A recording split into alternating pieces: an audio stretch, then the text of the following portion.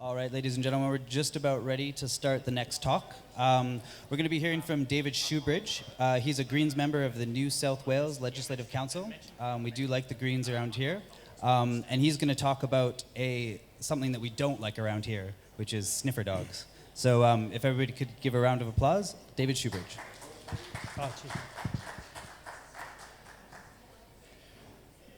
all right, well, first of all, it's lovely to be here on Aboriginal land, and I'll pay my respects to those elders past and present of the land we're meeting on here today. Nimbin has a gorgeous, gorgeous history prior to a bunch of whitefellas turning up 200 years ago, and it's remembering that history, and you look around, you get that deep sense of place, that deep Aboriginal presence that is still here in Nimbin. And when we're talking about drugs, we're talking about police powers. I think we need to remember that Australia's First People are often at the brunt of the abuse and the overuse of police powers.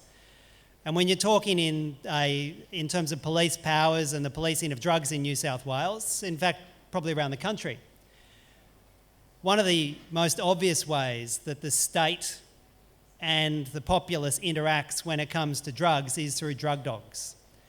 And there's been, just in the last decade and a half, the development and the expansion of drug dogs as the most overt form of policing, particularly cannabis, but also other recreational drugs. And for many young people, they probably think that they were always there, that there were always police drug dogs on the street, always police drug dogs out the front of music festivals, always police drug dogs surrounding Nimbin. It's not the case. And in fact, they only began as a presence in New South Wales in 2001. And in 2001, we had then a Labor Premier, I think a guy called Bob Carr, wanted to talk about getting tough on drugs, wanted to talk about a law and order regime, and he was convinced by the New South Wales Police that the way of doing that was to put a bunch of dogs on the street. Put a bunch of dogs on the street so that Middle Australia can actually see the police are doing something in the war on drugs. In 2006, the New South Wales Ombudsman did a review of the effectiveness of drug dogs. And that review was damning of drug dogs. The review found that there were false positive rates of drug dogs which greatly exceeded their accurate rates. In fact, dogs get it wrong most of the time, and I'll take you to the stats in a bit about just how wrong the dogs are. The evidence found that there almost nobody was being found with an indictable quantity of drugs on them. That at best people were getting cautions, people getting warnings, that it was a waste of police resources. So what did the government do? Well, of course, it expanded the police drug dog regime. And in 2012, they greatly expanded the police drug dog regime, put it all over public transport across the state, opened up large parts of cities of Sydney, Wollongong and Newcastle to the operation of drug dogs. And what results did they get? Well, you can see here on the left-hand side the number of searches. These are the number of searches that were done in New South Wales following a positive indication from a drug dog. And you'll see in 2007, just after the Ombudsman's report said how hopeless they were, it went up from just under 8,000, and now each year it ticks away to just a bit under 18,000 times a year. People are being identified by a drug dog as having drugs on them. They're being stopped on the street. They're being surrounded by 6, 7, 8, 9, 10, 11, 12 police. And they're being patted down, they're being searched, they're having their bags spilt out. It's a form of ritual humiliation. And if anyone's been in the presence of somebody who's been singled out by a dog, identified by a police officer, and then patted down and searched, you'll realise just how humiliating it is. And my office is regularly contacted by people who have been getting the train to work in Sydney. And the drug dogs can go through the trains now in Sydney. They go through the trains, the dog stops next to somebody on the train. It could be their regular commute. They're dragged off at the next platform. They're pulled onto the middle of the platform. Their possessions are tipped out of their bag on the street, onto the platform. They're surrounded by police. They're patted down and they're searched. And for many of them, it's one of the most humiliating moments in their life. For many young people, it's deeply confronting. For Aboriginal people, it's kind of just part of everyday life. That's what they expect. But for all people, that kind of affront to your civil liberties, where the police can drag you out of the crowd, pull you off a train, pull you off the street, and perform that kind of intrusive, humiliating public search, surely you'd say that they must have some pretty good evidence to do that. They'd have to have pretty strong grounding before we'd be letting police do this 18,000 times a year. But no, the police are only meant to be able to conduct a search of you, even when they've got a drug dog, when they've got a reasonable suspicion that you're carrying drugs. Not that you smoked drugs 2 weeks ago, or 3 days ago, or that you went to a party where people smoked pot. The police need to have a reasonable suspicion that you've got drugs on you at the time that they undertake the search. And the police say because a dog sits down next to you and looks at you, which is what they're trained to do when there's a so-called positive indication, they rely upon that as their reasonable basis to conduct a search. And we know that they're getting it wrong between 60% and 75% of the time. So 2 out of 3 times, or sometimes 3 out of 4 times, depending on the year, the police are getting it wrong. They're far more likely to not find drugs on you than to find drugs on you as a result of a drug dog indication. So you've got to ask yourself, is that actually a valid exercise of the police's search powers? When they know for a fact that before they even begin the search, before they even start looking, that they're most likely going to be wrong and that the dog has got it wrong.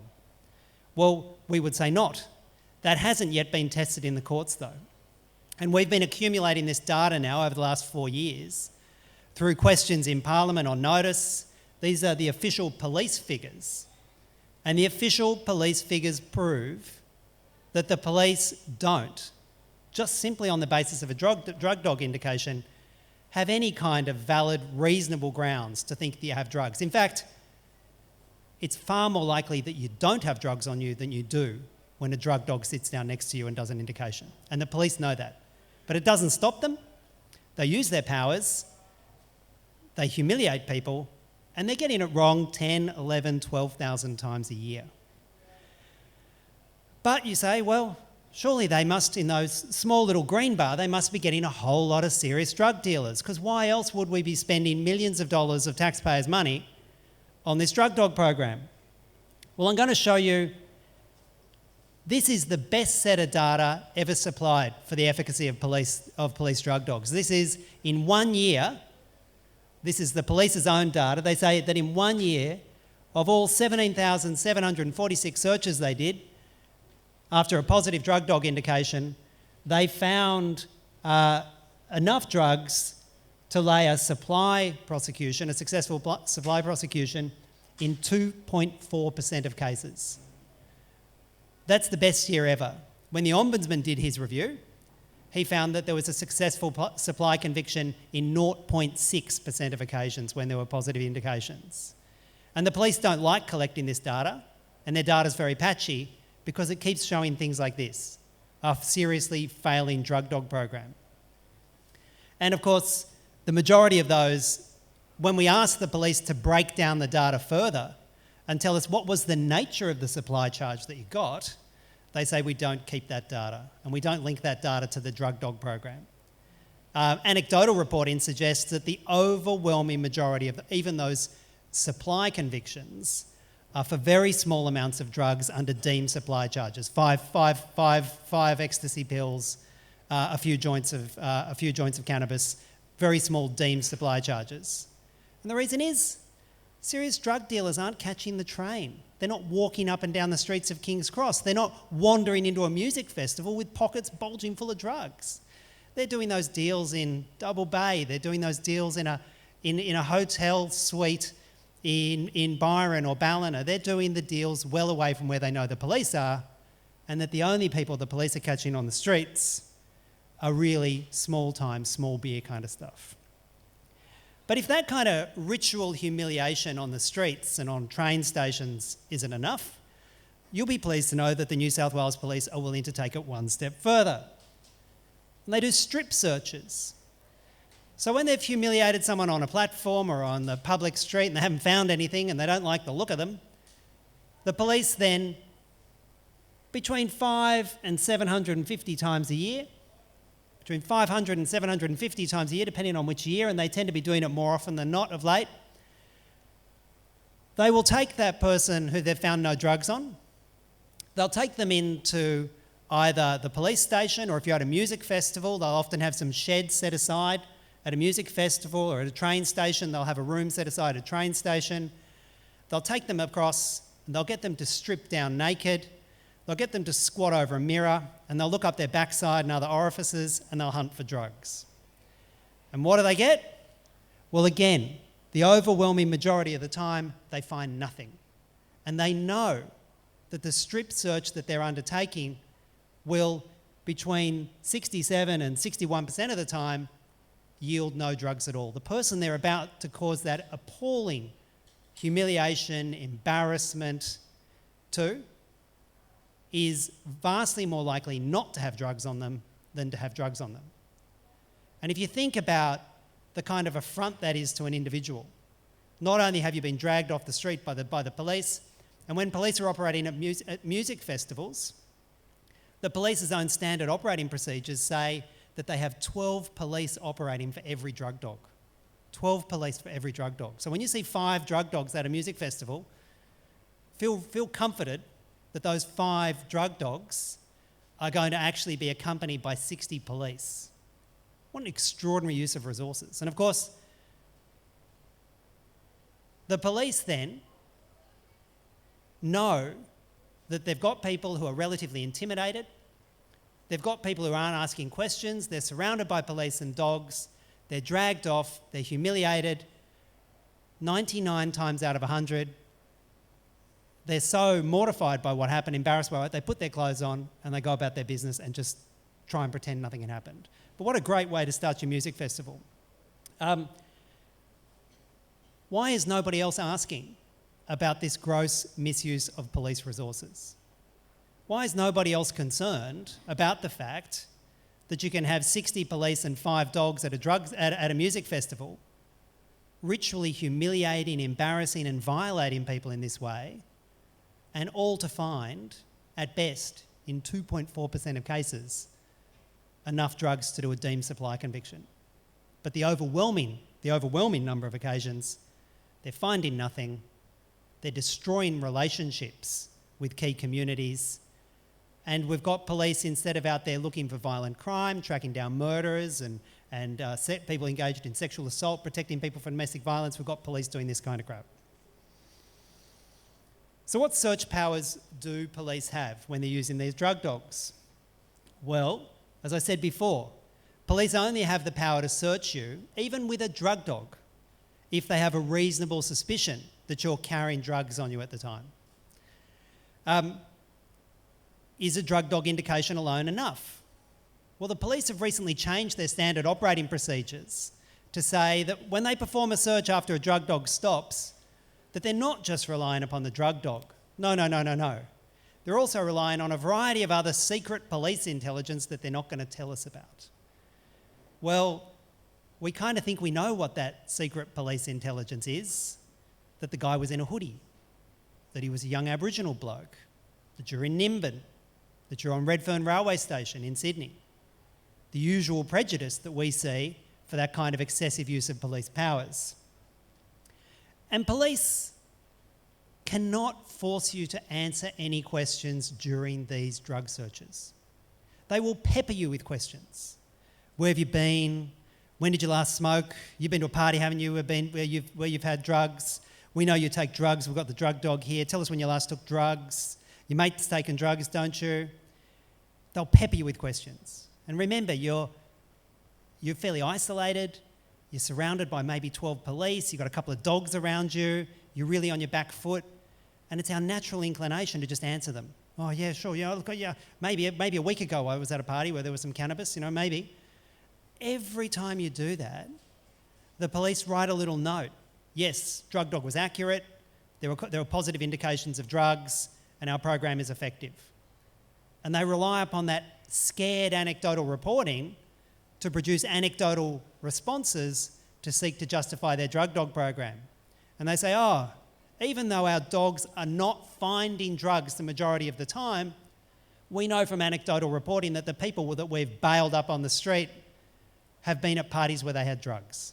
And therefore, our dog is super effective because they picked up the trace of marijuana from 3 months ago when the guy was at a party.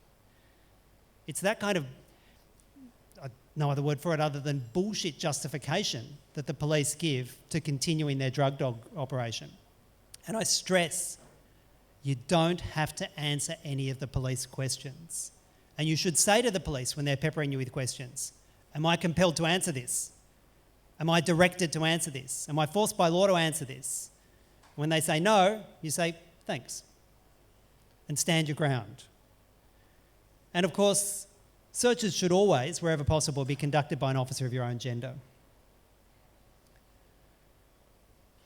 When they're conducting that search, when they're conducting the search on the street, police are not allowed to grope at your genitals, not allowed to grope at your private parts. That doesn't mean they don't, but they're not allowed to. And again, you should insist upon the search happening from someone of your own gender. And during a strip search, they're not allowed to touch you at all. They're not allowed to touch you at all. So what to do when you're confronted in one of those search situations? And I've got to stress to you that it's a seriously disempowering moment. Even myself, I've been a lawyer and a barrister for the better part of 20 years. MP, when you get surrounded by police and they start having a go at you, you know that you're an individual and they're the state. And it's quite confronting.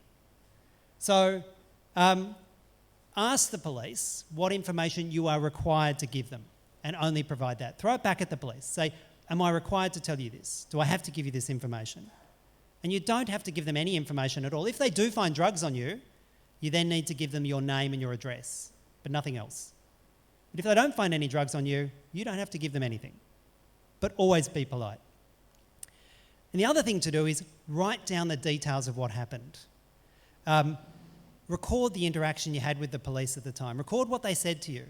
And if you've got a friend there with a mobile phone, ask them to step away about 3 or 4 metres, well away from what's happening, and to record it on video on the mobile phone.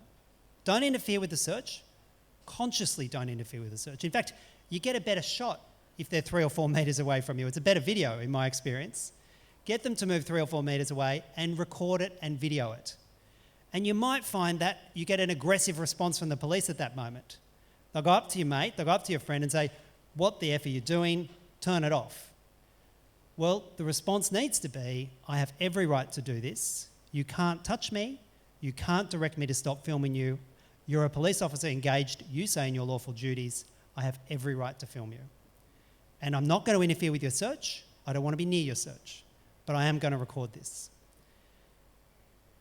You may find that then escalates and the police then push and grab your phone off you or grab your friend's phone off you. Let them have it. Let them have it. Don't engage in any physical altercation with them. And then go and see a lawyer. Contact my office. Contact your community legal service. Because if it's been recording all this time, you've got some pretty good grounds upon which to bring a civil action against the police. You have every right to film them in public, going about their duties. You have no right to interfere with their search and their operations. Don't do that. But you've got every right to film them, and you should. Because I've got to tell you, the mobile phone is the single best police accountability device that we've got. Make sure you use it.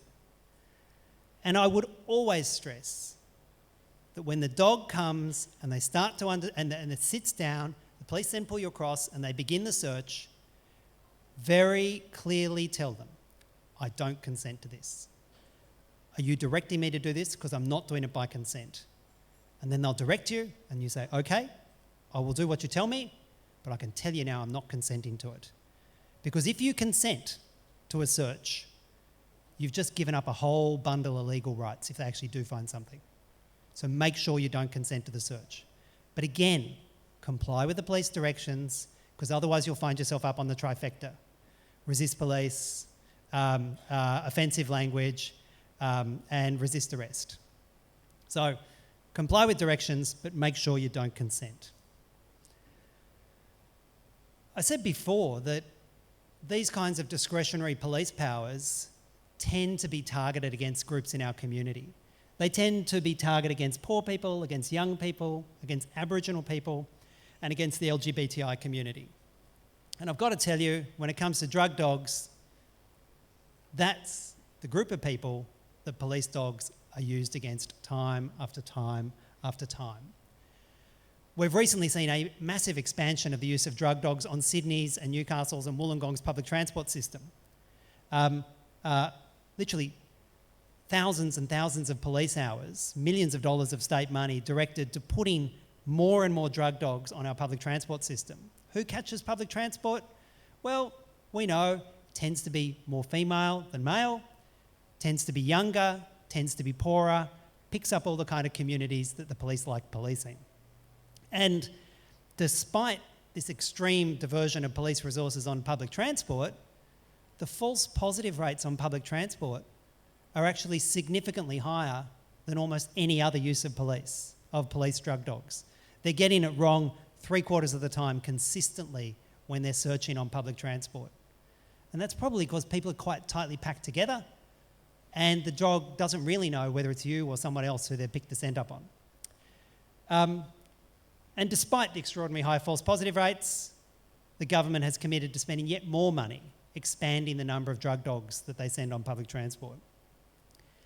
And if you want to see a nice little indicator of the racial bias of the use of drug dogs, you don't have to go past Redfern Station in Sydney. Now, many of you may not be familiar with Redfern Station. It's right near the centre of Sydney. Redfern Station accesses two key communities that the police like policing. One is young people going to Sydney University, and the other one is one of the largest Aboriginal communities near the centre of town. And the interaction between the local community and the police in Redfern has been a contested space, well, for at least 2.25 centuries. It continues to be a contested place. And a passenger getting off the train at Redfern is 6.5 times more likely to be searched after a drug dog indication than a passenger getting off at Central, just one stop further down.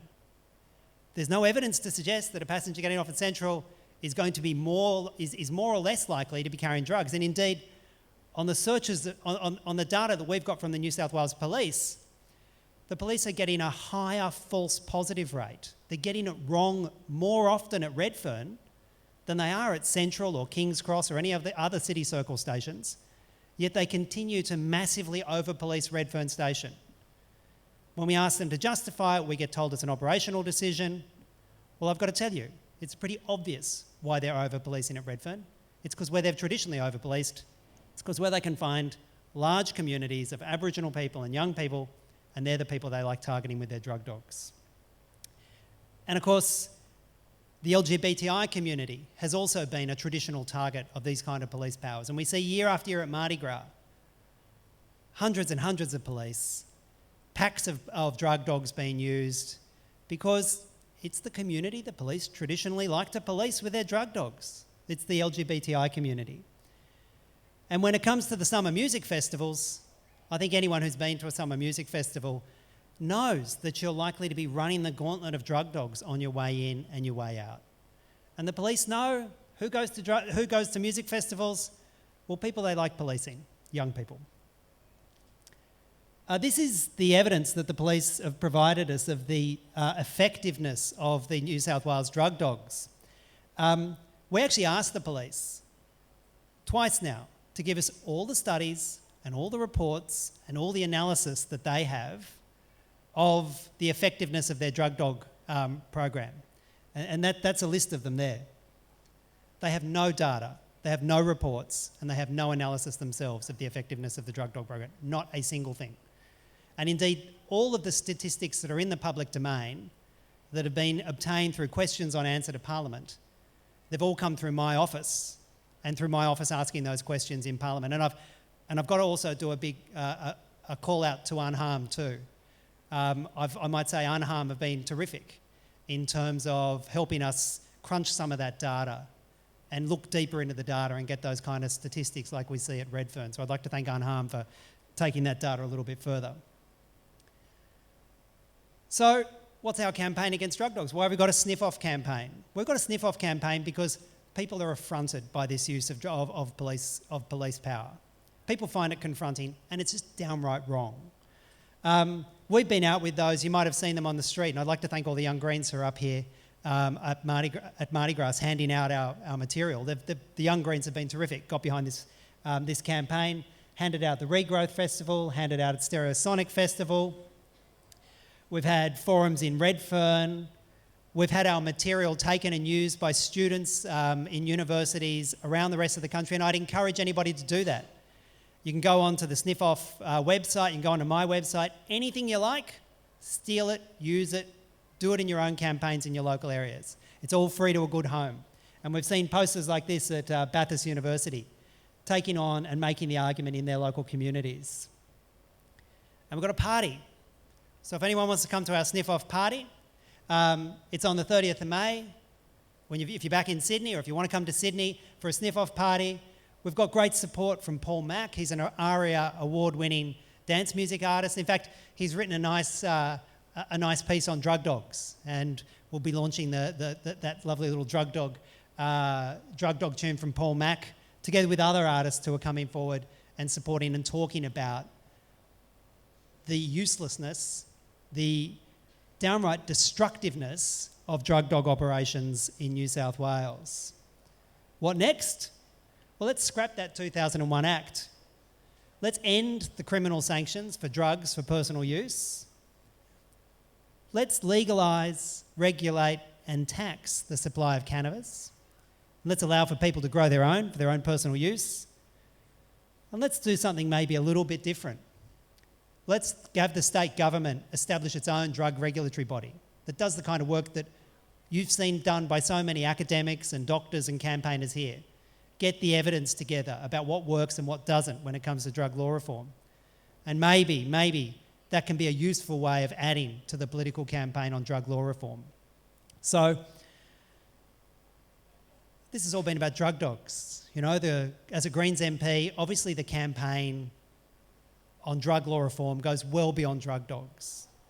But I've got to say, we've found it really useful to interrogate this abuse of taxpayers' money, this abuse of police powers, as a way of pointing out just how wrong-headed, how ineffective our current failing war on drugs are. And the remarkable thing, though, is that even when you present all this evidence, you still find the majority of politicians with their heads down, refusing to listen. Even when you give the police's own figures to them and point out how useless it is, it's like an article of faith in them. They want to be seen to be doing something on the war on drugs, because that's all drug dogs are. They want to be seen to be doing something. And they want to do it in a place that's not going to cause too much anxiety in Middle Australia. That's why they're at Redfern. That's why they're at music festivals. That's why they're targeting young people and the LGBTI community. Because in their eyes, the rest of Middle Australia will be left alone. The police can be seen to be doing something, and overtly being seen to be doing something on the street about the war on drugs. And let's not worry one iota about the damage that does between the police and those vulnerable communities who they need to be rebuilding trust with. And let's not worry, they say, about the waste of taxpayers' money, because it's actually about politics. It's not about helping people. It's not even about sensible policing. Thanks very much.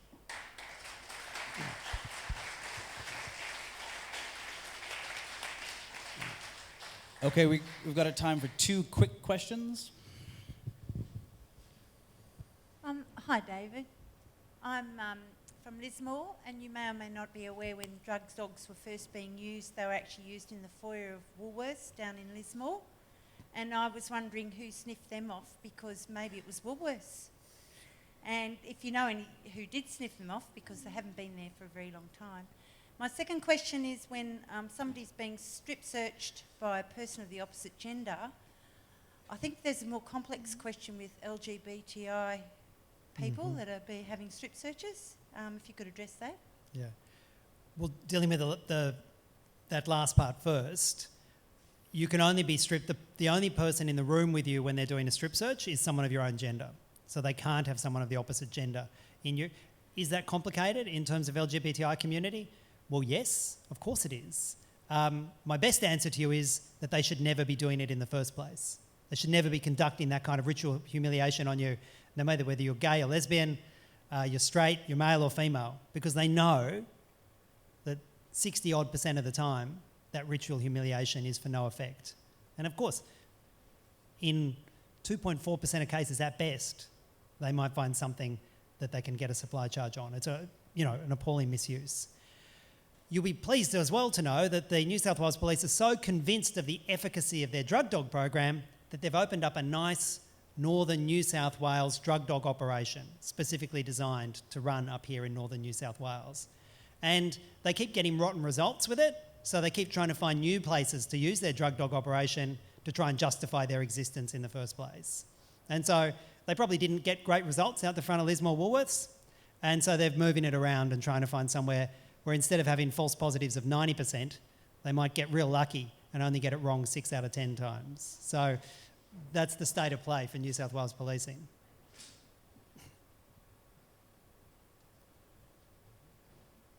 I'm wondering if you're aware of what the situation is in other states, whether there's any more progressive legislation to do with sniffer dogs.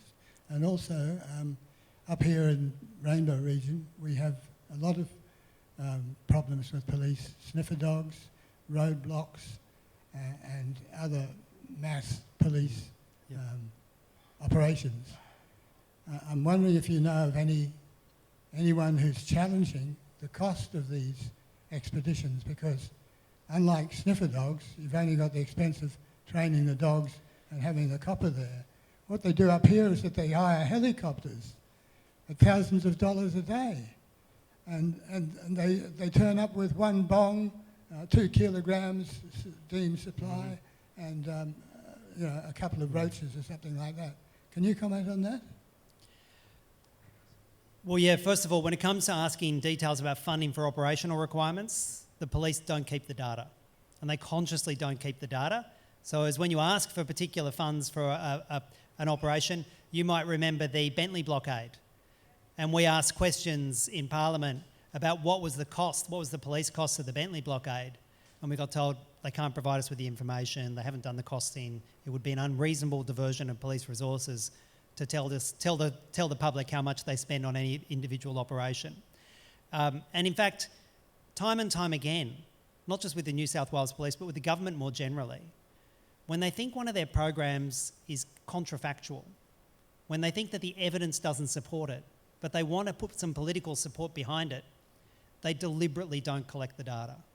And that's not just for police operations, you'll find it across the board with the New South Wales government. So when there's no data there, it's a pretty good warning sign. My office is in the process of actually trying to do this sort of campaign, get this kind of evidence together about roadside drug testing, and particularly the saliva testing for cannabis use. It's really complicated.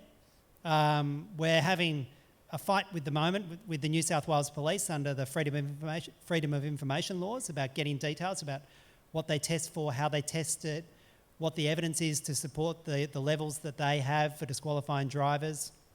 That's going to be an ongoing process this year. I can assure you, as soon as we get sufficient evidence to mount a campaign, you'll be hearing from us, and we'll be putting the evidence in the public domain like we do with drug dogs. It's an ongoing struggle. It's an ongoing battle to hold this New South Wales government to account like it is around the rest of the country. In terms of police powers in other states look to New South Wales as the model that they want to adopt. And in fact, once New South Wales moved, we saw Victoria move, we've seen Queensland move. And that's why we've really got to wind it back here in New South Wales. That's why we've got to point out the illegitimacy. Because other police commissioners around the rest of the state love the drug dog program. Because if you go onto the New South Wales Police website, early on the New South Wales Police website, you'll find a couple of smiling, happy sniffer dogs. You know, aren't they lovely? Aren't they sweet? And the rest of the community who aren't being policed by them say, aren't they lovely? Aren't they sweet? We all like police sniffer dogs. Which is why I might say we use the term drug dog, because it points out what they're doing. It's not just a gentle, calm, polite little sniff that they're giving. It's the start of a process that sees your civil rights seriously trampled. Thanks very much. All right, another big round of applause for David Shoebridge.